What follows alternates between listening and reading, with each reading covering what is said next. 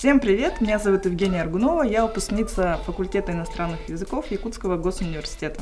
Всем привет, меня зовут Ася Артемьева, я выпускница факультета психологии Северо-Восточного федерального университета. Мы ведущие подкаста Университетской лиги выпускников. Мы встречаемся с выпускниками разных лет, чтобы послушать их интересные истории. Если ты хочешь узнать, чем занимается твой однокурсник, присоединяйся к нам и смотри наш подкаст.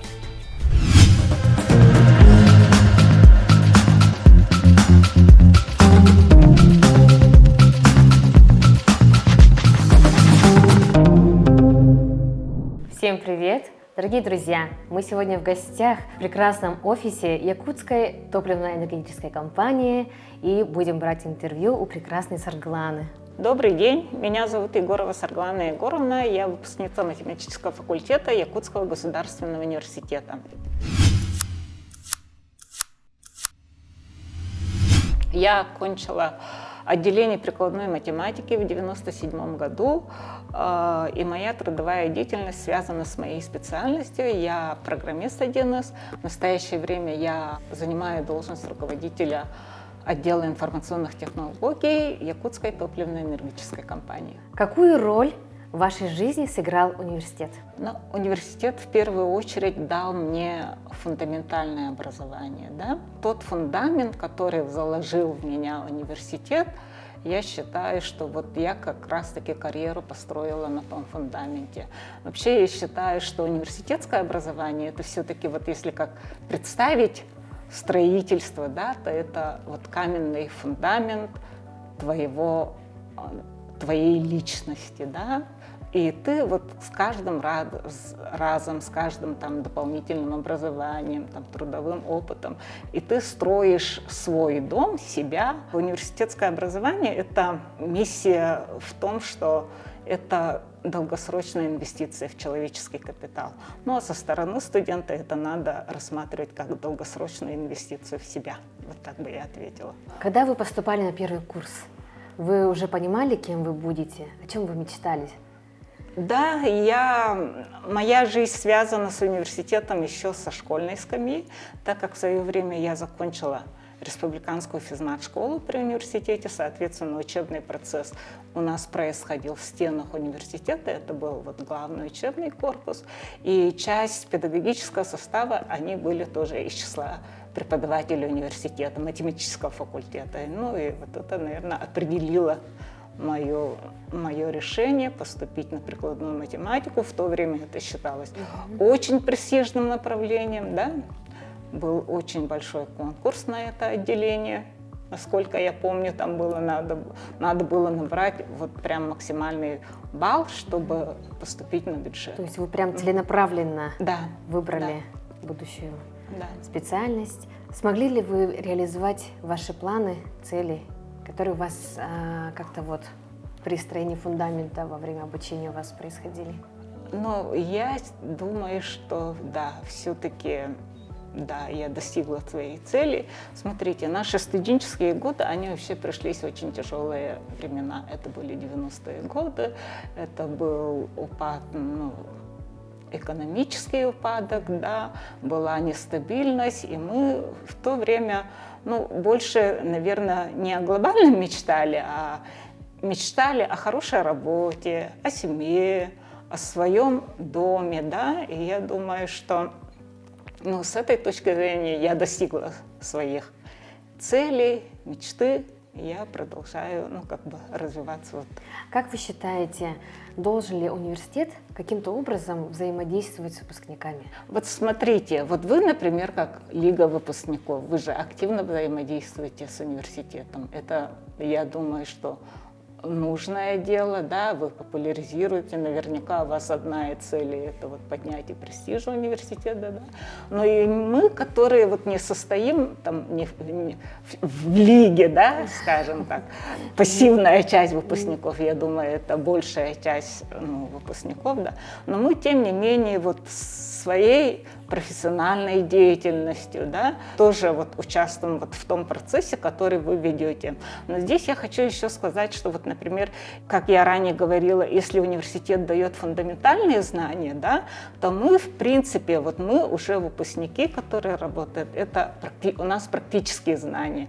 И если вот как-то взаимодействие построить таким образом, обмен вот этими знаниями, то это было бы, да, круто. В этом учебном году, в первом семестре, я прочитала практический курс магистрантом второго курса Института математики, да, по программированию один из.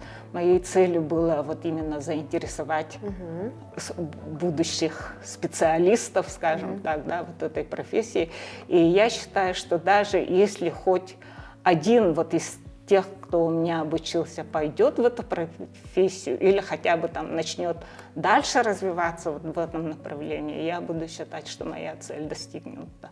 И я считаю, что вот я внесла свой вклад вот в взаимодействие университета с выпускником. А как вам впечатление работы преподавателем? Ну, это был интересный опыт, да, скажу так. Мне понравились студенты, они достаточно, ну вот в начале, когда пришли, они вообще не знали про 1С практически, хотя они вот будущие там специалисты в IT-сфере, да, и в конце вот этих лекций, в принципе, у них загорелись глаза, да, многие задумались, не развиваться ли дальше в этом направлении. Они активные, они вот понятно, что они более такие компьютеризированные, не знаю, как правильно это сказать, да, но тем не менее вот мне понравилось работать с студентами. Ну, студентам, я уверена, более чем тоже очень понравилось получить от вас такие практические знания, потому что студенты очень любят, когда к ним приходят преподавать или просто на мастер-класс, либо на встречу, на беседу, именно специалисты, которые работают практиками. Вот, и думаю, что во время студенчества они будут вспоминать про вас, это точно, как вы передавали им какие-то свои знания, да, может быть, призывали их к обучению. Ну и, следовательно, у меня следующий вопрос. Какие у вас самые приятные воспоминания о студенчестве? Может быть, это друзья, либо какие-нибудь другие? Ну вот, скажем так, несколько выражусь пафосно с высоты прожитых лет. Приятно все-таки думать, что мы стояли у истоков, ну, компьютеризации, да, развития IT-отрасли. В то время, вот 90-е годы, это не только там тяжелое время, но это было время перемен. Очень хорошо помню тот момент, когда у нас открыли компьютерный класс, который состоит из Макинтошей. Да? То есть завезли Макинтоши, ну это вот iMac от Apple, я помню вот эту эмблемку, яблоко, которое цветное, да. По которому сейчас полностью с ума сходит. Наверное, тогда впервые, ну вот, увидели полноценный персональный компьютер с компьютерной мышкой. И вот я помню до сих пор ощущение, как вот мышкой на рабочем столе взять и вот эту файл переместить в корзину. Даже запах другой, да, наверное, этой техники. Это было прям незабываемое впечатление. Ну, а из личного, это, конечно же, то, что я в период студенческого встретила своего супруга, и у нас даже родился наш первый сын. Во время студенчества. Во времена студенчества. Так что я вышла из стен университета не только с дипломом, но и с мужем, и с сыном. Ну, для вас прекрасное время, значит, да, во время студенчества прошло.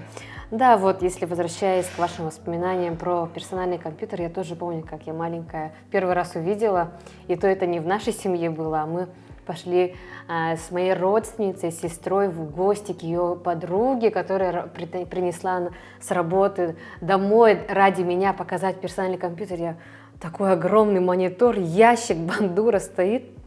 И мы играли в какую-то интересную игру, она уже, по-моему, была прошита там, какие-то эти шарики, что-то там, как шахматы по типу, но они были такие мультяшные, так интересные. Я помню, запах был вообще инородный какой-то, да? Да, поэтому здорово, да, конечно. Хорошо. Ну вот, как я уже сказала, что 90-е это было время перемен, да?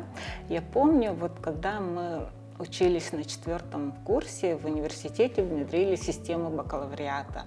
И по-моему, я не ошибаюсь, если скажу, что мы были первым выпуском, который имеет 2 диплома. И бакалавра, уже тогда было. И специалитета. Да? То есть на 4-м курсе мы писали выпускную работу, и нам вручили дипломы бакалавров. И на 5-м курсе, соответственно, мы после защиты дипломной работы получили диплом специалитета. Вот это было.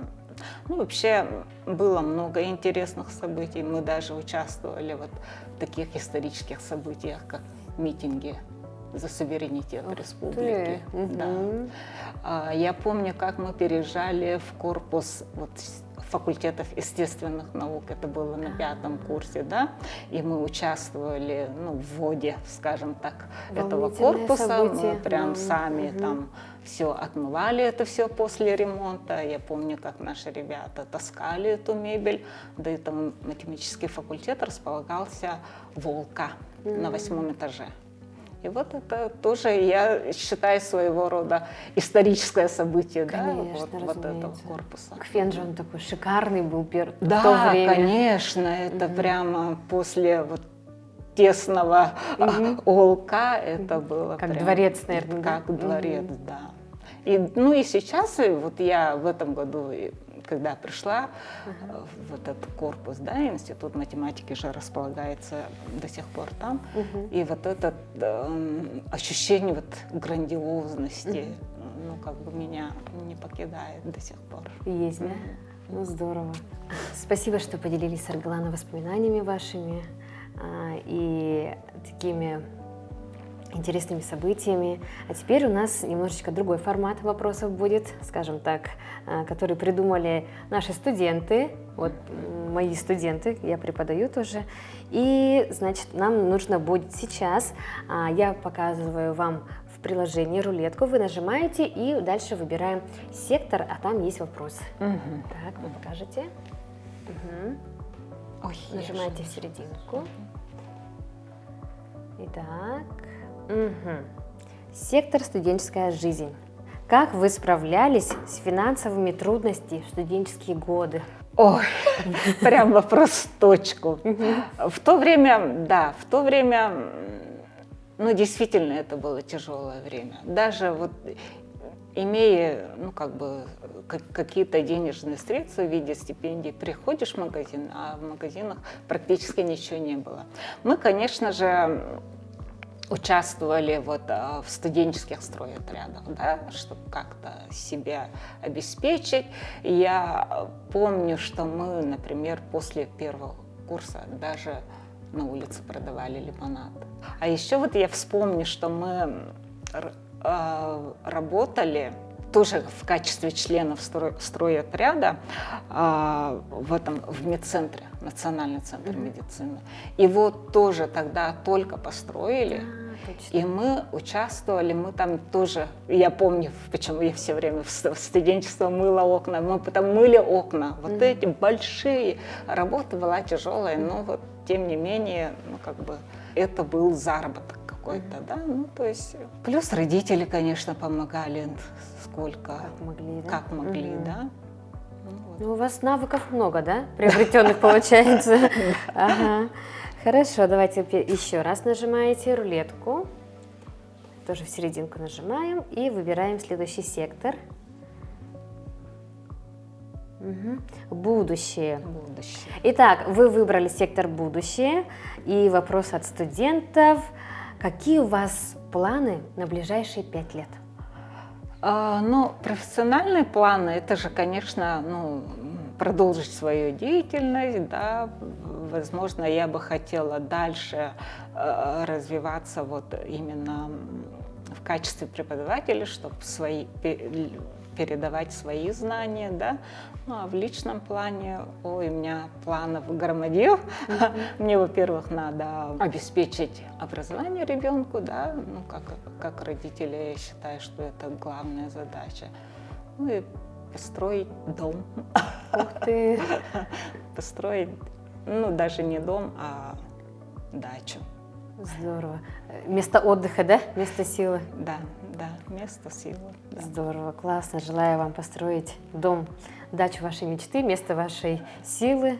где вы будете отдыхать, конечно, от трудовых будней и наполняться. И давайте мы последний раз выберем, третий раз, какой сектор вам попадется. Опять сектор опять студенческая жизнь. Хорошо. Что вас больше удивило в жизни студента? После школьного периода, да, в университете меня удивило, то, что мы принимали, то есть только от нас самих зависело, как будет происходить учебный процесс. Да? Никто над нами не стоял вот как классные руководители, как учителя, никто от нас не требовал там, обязательного посещения. Да? От нас самих зависело, как мы будем учиться. Будем ли мы посещать эти занятия, да? Будем ли мы это конспектировать. То есть вот эта самостоятельность, наверное, меня удивила в первую очередь, скажем так. Такое ощущение, что так можно было учиться день, да? Когда никто не контролирует, никто ничего не требует, да? Хорошо. Спасибо. Сарглана, у нас очень креативные студенты, подготовили для вас также очень необычные вопросы. И формат у нас тоже будет такой неофициальный. Вы выбираете, как будто представляете себя, что вы на экзамене, и выбираете один билетик. Хорошо. Какое количество кофе или энергетика тебе понадобилось, чтобы не уснуть на лекциях? В то время энергетиков не было точно. Не было. Кофе, опять же, это было не нынешние автоматы с кофе, да? Зерновой, да? Да, Арабика. зерновой и так далее. Выбор, наверное, кружка кофе все-таки имела место быть. Особенно во время сессии, наверное, да? Конспектов и так далее. Как вам формат экзамена? Интересно. Интересный опыт почувствовать себя студентом. Учеба в Северо-Восточном федеральном университете дала Сарглане Егоровне мощную базу, позволившую ей успешно начать трудовую деятельность. Сегодня в подчинении нашей героини отдел информационных технологий. Это важная работа, требующая особых компетенций. Но несмотря на ответственную должность, у Саргланы Егоровны значимую роль в ее жизни занимают семья и увлечения. Сарглана, все мы понимаем, что работа занимает большую часть нашей жизни, но при этом должны быть свои личные увлечения, так? И у меня вопрос, какие у вас есть свои личные увлечения, помимо вашей профессиональной деятельности? Да, Ася, я соглашусь с вами, да, вообще я соглашусь с такой цитатой, что счастлив тот человек, который приходит на работу с удовольствием и уходит с работы с удовольствием, да. И да, у меня есть достаточно активная жизнь за стенами работы, да, и мы достаточно активно отдыхаем, мы любим автопутешествия, да, в недавнем прошлом мы прям совершили такое автопутешествие из Санкт-Петербурга до Якутска, это почти 10 тысяч километров, да. Как традиция, мы летом обязательно выезжаем на сплавы, это у нас как семейная традиция, мы там несколько семейных друзей прям у нас совершаем, такие для нас это мини-экспедиции. Активный образ, да? Да, активно. Строим дачу, даже не одну, а две дачи, да, то есть все равно, да, активно отдыхаем, вот такие у меня увлечения. Активный отдых, наверное, можно сказать, да. Я люблю отдыхать у себя на родине, особенно летом. Я люблю выезжать на природу. А куда это, если не секрет? Насколько далеко? В прошлом летом мы, например, ездили на границу Кобяйского и Жиганского районов, да, на рыбалку. Ой, так далеко на рыбалку? Да. Осваиваем местность Батамай, это в Кангаласском районе, мы там строим дачу. Я могу сказать, что я, наверное, рыбачка все-таки, с таким достаточно большим опытом. Да? То есть у вас есть свой инвентарь, да, вот эти вот? Да. В моих трофеях есть якутский таймень. Я думаю, не все рыбаки этим могут похвастаться, да? Значит, у вас есть свой навык такой мощный. Не каждому удается такой. Могут все ловить окуньков, но такую рыбу, конечно. Ну и самое, подытоживая наше интервью, нашу встречу, что бы вы могли пожелать нынешним студентам? Ну, сейчас время очень больших возможностей. Мне кажется, студентам не нужно упускать вот эту возможность, да, инвестировать в себя. Вот как я сказала, что университетское образование – это инвестиция, да, развиваться, быть активными, любить свою родину, любить свою республику, приносить пользу. Вот это я бы хотела пожелать, да, чтобы были заинтересованными, были активными, пользовались теми возможностями, которые дает университет. Это вообще, конечно, университет полностью помогает студентам развиваться. Главное, чтобы, да, как вы действительно сказали, студенты это понимали. Спасибо большое, Сарглана, с вами было очень интересно. Благодарим вас за уделенное ваше время и желаем вам удачной работы, еще больше успешной рыбалки и незабываемых приключений. Спасибо. Спасибо, Ася.